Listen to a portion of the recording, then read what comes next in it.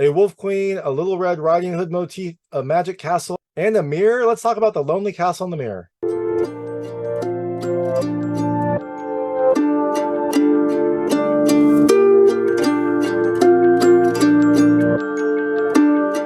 Hey everyone, this is David Stark from Watcher Pass. And I'm here to talk about The Lonely Castle in the Mirror, which comes to American theaters on June 21st, 2023. It is a special engagement that's playing on the 21st and the 22nd in sub and dub. For the American release, there is a brand new English dub that is coming out, so you can check it out either way you want to. But should you watch it? Should you check it out? I think you should. I definitely think you should watch it. Look, my hot take is you should watch it. It is a beautiful animated film with a fantastical setup, an intriguing mystery, and an overall impactful message. It takes a while to get going, but when it does, it definitely has like a nice big reveal and some greater overall meaning. So I'm going to tell you a little more about the film, a few things I liked, a few things I didn't like, and quickly go into the ending. So as you can imagine, there will be spoilers in the ending section. If you don't want to know what happened in this movie, I would turn off when I get to the ending section. Before that, I'll keep it vague, I'll keep it spoiler free, and I'll let you know when I get to those spoilers. And also for kids, look, generally, I would have said that this was a kid-friendly movie, but it does deal with some darker subject matter. So I would caution it, maybe if you're a parent, watch it, especially like the last third to see if you're comfortable with that before you let your kids see it. Because it definitely goes to some darker places.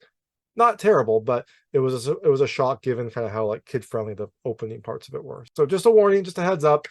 Just know that if you're going to show this to your kids. So in The Lonely Castle in the Mirror, you have Kokoro, who is this kid that is being bullied at school, and she just has no desire to go to school. She is kind of traumatized, terrified to go there. You don't really know why. You just know that she doesn't want to go. And eventually one day, she sees this light from her mirror in her room. She goes in and gets transported to this kind of magical, fantastical castle where 6 other kids are also there. And why are they all there? What do they have in common? Well, you have to watch the movie to find out. So, things I liked about this movie. The first, I love the animation. This is a really beautiful, clean animation style. It looks really clean. It looks beautiful. It has really nice kind of lines, and it has like a very high quality look to it. It definitely has computer aspects to it, but it also feels like a more traditional anime at times. I think it's a really nice style, and I really loved how the film has a nice contrast between Kokoro's life in Japan and Kokoro's life at the castle. They are very, very different looks. The kind of life in Japan, the real world, if you want to call it that, has like a dull color palette. It's much more muted. The time in the castle is beautiful. You get these nice like sweeping views of what the castle looks like. It is beautiful all around, and I definitely loved that contrast. Definitely made this castle feel much more magical, much more fantastical because of it. The second thing I loved are the characters. Like I said, there are 7 kids in this castle. There's also a kind of wolf queen character in the castle as well. And each of these kids, each of these people have a very different personality. And the way that those personalities interact is a lot of the fun of this film, to see how like the various characters, the various cliques that form, the various similarities these kids have, the differences that they have, and how this castle becomes its own little microcosm of the outside world was very interesting to watch and very fun to see.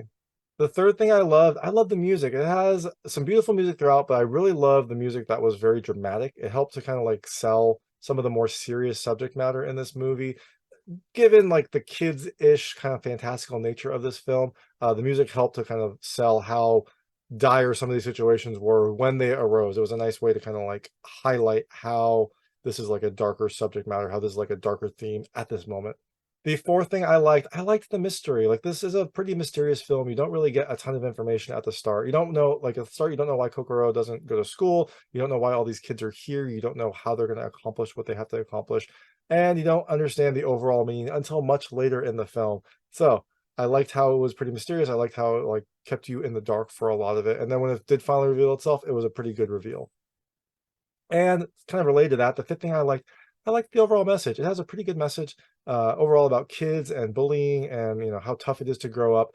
It was a fairly universal message, and even though all these kids were dealing with different things, they all had that shared aspect as well. Even though these kids were dealing with different things, they all had kind of a shared experience in that respect. And I thought that this film does a good job of showing the very different ways that some kids can kind of be bullied, and how they could deal with it. So that being said, things I didn't love as much. The first, it's a pretty slow start. It takes a while to get into, and I think part of that is the mystery at the start. You don't know why these kids are here. It's kind of very kind of lackadaisical at the start. And so that leads to a very slow start, very kind of like lack of purpose, lack of kind of urgency, which I think is by design. I think it's supposed to be that way. But for me, it took a little bit to get into. But don't worry, when I did get into it, when I finally kind of like when it finally hooked me, I was very, very into it. I was very interested in the film. I thought it was a really, really good overall ending. So stick with it. Don't worry, it'll end strong. And the second thing I didn't really love, I'm kind of neutral on this, but it's something that I just wanted to point out. There is some darker material on this that deals with various types of trauma that kids can have, and one of those is a pretty dark one. They don't, it's not like explicit, they don't do a ton, it doesn't like show much, but it touches on the subject, and it highlights kind of a scary situation. And so I just wanted to bring that out because I thought that this would be a kids movie. I mean, it's anime, so anime can kind of run the gamut, but with the way that it started, the overall kind of like bright colors, the bright nature of this film, I thought it was going to be more like family friendly. And generally it is, which is kind of why I didn't love this like darker subject matter. It is definitely something that could happen to kids, and it is important to highlight. But for me, it means that I'm probably not going to show this to my young kids. And to be fair, I thought it's well done. I don't think it's like overly exploitative or anything like that, but I was just a little bit surprised when it showed up, and it definitely kind of like threw me for a loop. It made me kind of rethink the age range of this film. So that being said, look, I really like this film. I liked The Lonely Castle in the Mirror. I definitely think you should watch it if you can. If you can catch it at the one night screenings or wait for it to become more widely available. It is a beautiful film. It has a strong message and it ends very strongly. So I'm going to go really briefly into the story and the ending. So as you can imagine, there will be spoilers here. If you don't know what happens in this film, I would turn it off now and just know that The Lonely Castle in the Mirror is coming to American theaters on June 21st and 22nd, 2023. So like I said, this film deals with 7 kids who are all drawn to this castle. The main character is Kokoro, but there are 6 other kids in this castle that all come here through their mirrors at various times and hang out during their school year. Now, the Wolf Queen, this character who's like in a Red Riding Hood outfit with a wolf mask, she tells them that they do have a journey. They do have a goal. They have to find this key, and if they find this key, then they will be able to get granted one wish. And over time, they find out some more parameters. If they take this wish, they lose all the memories of the castle. Or they could choose to not find the key, and at the end of the year, they will lose access to the castle, but they'll keep their memories. So an interesting kind of conundrum, an interesting kind of idea. But they don't seem that motivated to find the key. However, they do eventually realize that they all go to the same high school. They all go to the same junior high. One person shows up in their school uniform one day, and they all realize it's their uniform, and so they all go to the same junior high. So when one of the kids is like, my dad is going to send me to a private school unless I go to school, can everyone please show up for the first day of 3rd semester? They all say sure. Like, they're all nervous. They don't want to go to school for various reasons. They all are dealing with some form of bullying or some form of like social anxiety because of that. But they all agree to go to the school for that one day. Now Kokoro goes, and she tries to find some other kids from her school, from her class. Like, they're very unique names, and so she looks for this kid Urashino, who is it's an unusual name. He's in 1st year as well, and they're like, we don't have a record of Urashino. That person doesn't come to this school. And she's like, what? And so she starts naming a couple other characters, and none of them are in her school. And so she is confused. She's worried that her friend, like, she's misunderstood something, or that her friends didn't show up. And so she goes back to the castle now. So when Kokoro goes back to the castle and sees all of her friends, they all said that they went. So now that it is 3rd semester, the school year is almost up. They only have a few months, and they still haven't found the key, which becomes something that they start to kind of worry about. I think several of them have very important wishes. You don't know what all their wishes are. You find out what one is pretty early on, but overall, you don't know what each person is going to wish for. But they all have something they'd like to wish for, and they definitely want to find the key so that they can at least make one person's wish come true. They're not competing. They make an agreement that even if they find the key, they're not going to use it until March, and they're going to figure out whose wish is most important. But they do need to find the key, they think, and so they have to start kind of working on that. But you also get the sense that these outsiders, these kids that aren't able to go to school, are starting to kind of learn from each other. They're starting to become friends. They're starting to kind of realize behavior that they did that maybe could be hurtful for someone else, and they are becoming like a nice close-knit clique, which is really great, except for the fact that in March they're not going to be able to see each other anymore, and so you don't know what's going to happen with them. You don't know what the rest of their life is going to be, but at least for now they've got this time. So it's the last day. It's the 30th of March. They are going to have like a going away party, a last day at the castle. And Kokoro's about to go in, but then she sees one of her friends, Moe, who had been a friend early. She kind of fell out when Moe started hanging out with the popular kids. But since that time, since Kokoro stopped going to school, some things had changed. Now Moe was no longer like friends with Sanada and the other like popular kids in school. And so it seems like maybe they can become friends now. Now Moe comes over. Kokoro says hi. So Kokoro sees her. She goes over to her outside. They talk for a little bit, and then they go and hang out at Moe's house. And while they're there, she finds out that Moe is leaving. She's like transferring. And so earlier, Kokoro had found out that Moe is leaving. Her parents are going somewhere else, so she is transferring out of the school, which is sad because this is like Kokoro's only friend.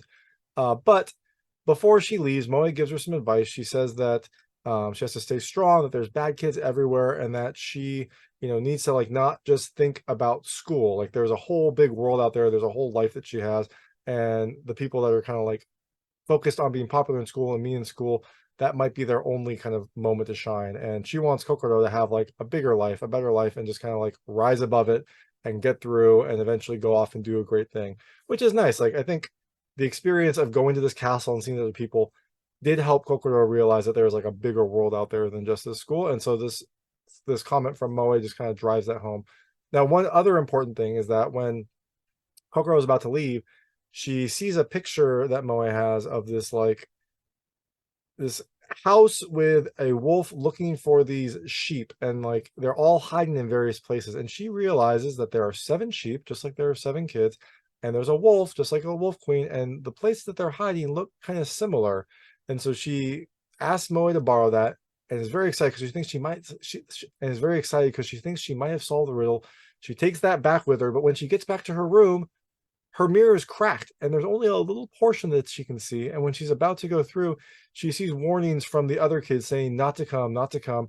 Aki stayed late, and the wolf had come out to devour them, and that Kokoro should like stay out. One of the big rules that I forgot to mention at the start is that the kids can come to the castle, but they have to leave by, I think it's like 5:30 every day. There's some time that they have to leave every day. And after that, there's a wolf that goes to the castle and will like eat the bad children that are still there. They've they've been good about this, and the Wolf Queen will remind them occasionally, but it appears that Aki did not listen to them. Aki decided to stay, and because all the kids had been there except for Kokoro, the shared responsibility was that they all got drawn back into the castle and they all got eaten or devoured by the wolf.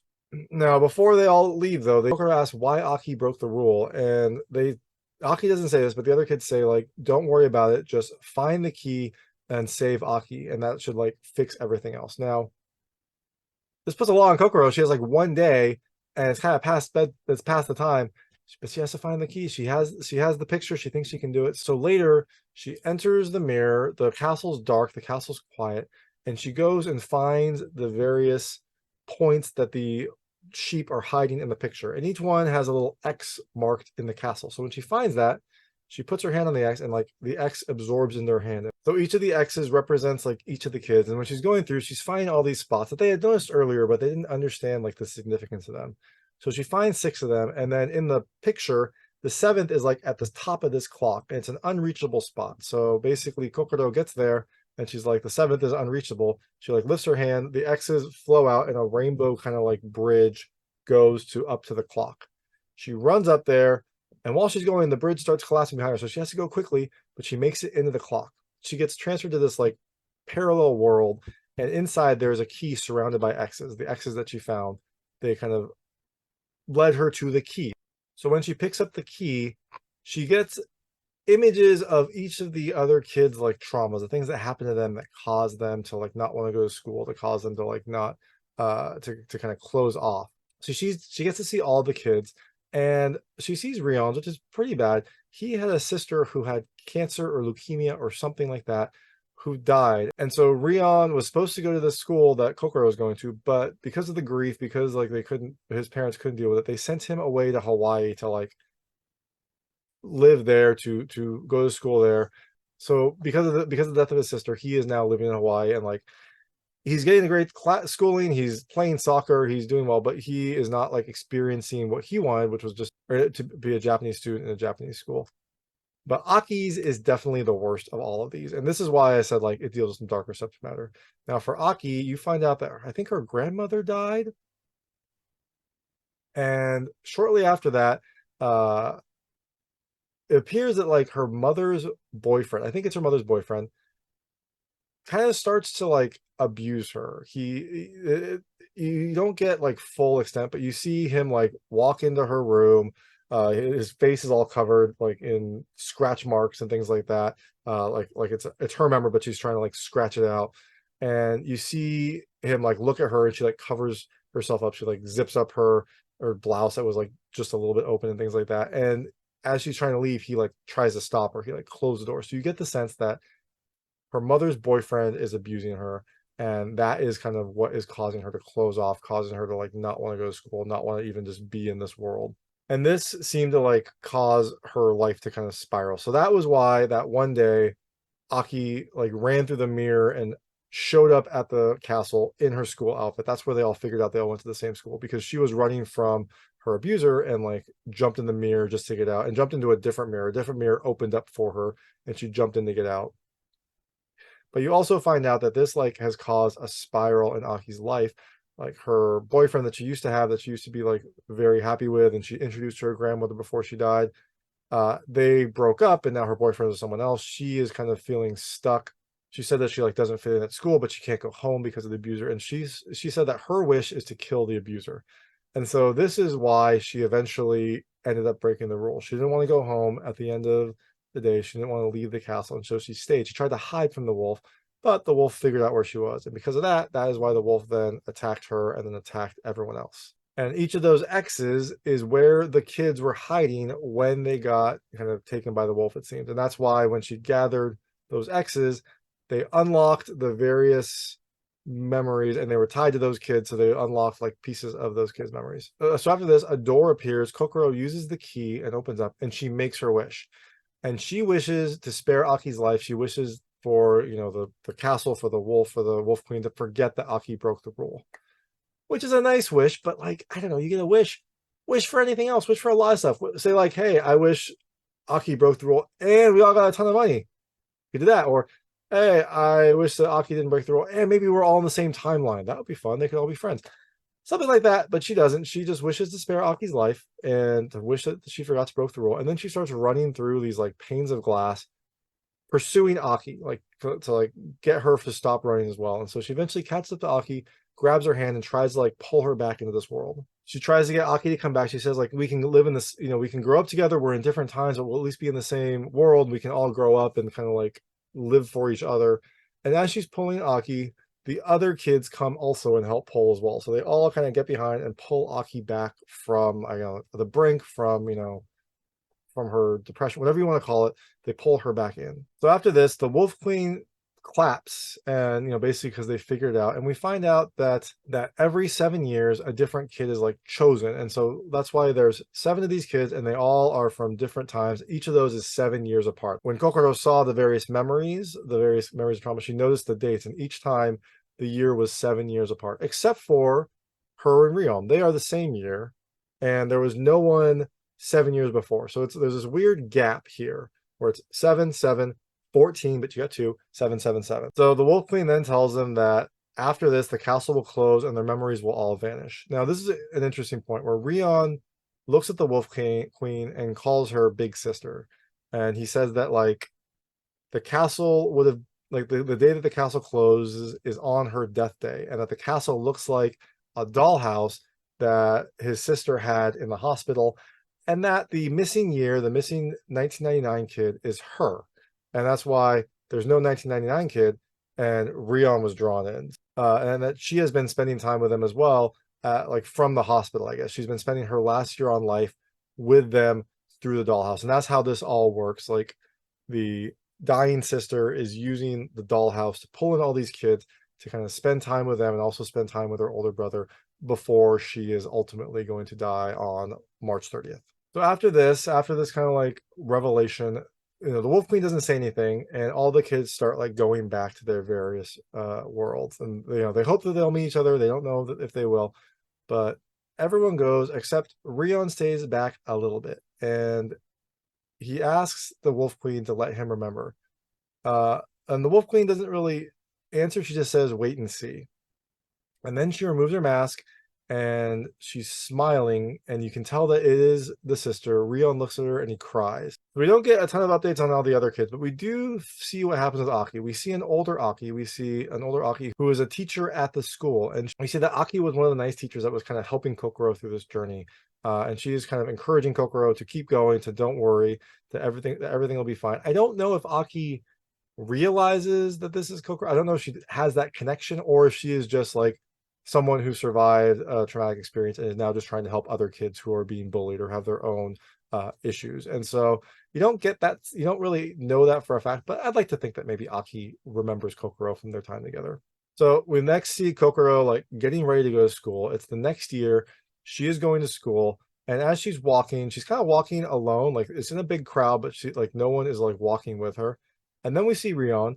He is like waiting for her. He says hi, and they start walking together. You don't get the sense that Kokoro remembers Rion, but you kind of get the sense that Rion remembers Kokoro. But at any event, this will be the start of a new year, a new chapter in Kokoro's life, and now she'll have a friend with her to help along the way. She'll have Rion there to like help her kind of get through school and get through life.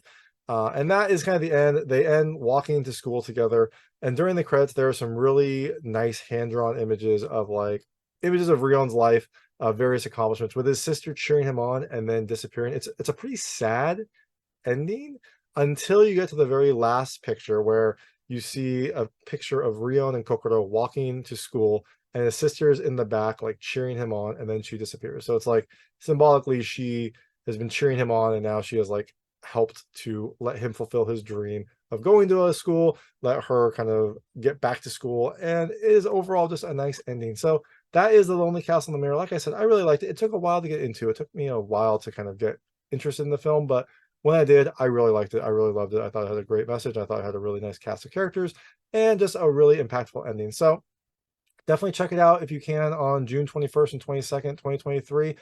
Otherwise, look for it when it comes out to a wider release later in this year. And thanks so much for watching. If you like this review, please like and subscribe to this channel. It helps me out a lot. Make sure all my new content goes straight to you. Thank you.